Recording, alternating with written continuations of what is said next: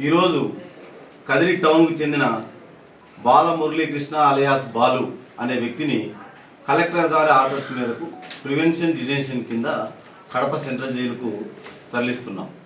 ఇతని మీద కదిరి పట్టణంలో 8 కేసులు ఉన్నాయి. 8వ కేసు రీసెంట్గా నమోదైంది. ప్రస్తుతం ఆ కేసులో ఇతను అరెస్ట్ చేయబడి మన సబ్ జైల్లో ఉన్నాడు. కలెక్టర్ గారు ఇచ్చిన ఉత్తర్వుల మేరకు అతన్ని ఈ సబ్ జైలు నుంచి మేజిస్ట్రేట్ గారు కడప సెంట్రల్ జైల్లో స్వాధీనం చేయవలసిందిగా తెలిపినారు. దాని మేరకు ఈరోజు అతన్ని కడప సెంట్రల్ జైలుకు తరలిస్తున్నాం.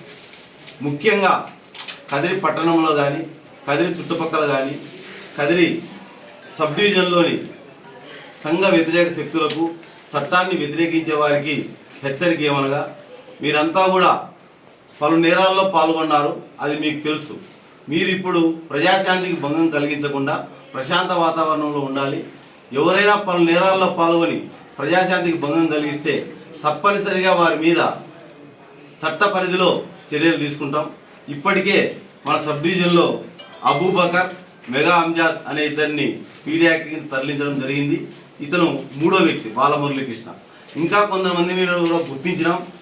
వారి మీద కూడా కలెక్టర్ గారికి నివేదిక పంపి త్వరలో వారిని కూడా ఈ పీడీ యాక్ట్లో నిర్బంధించడం జరుగుతుంది.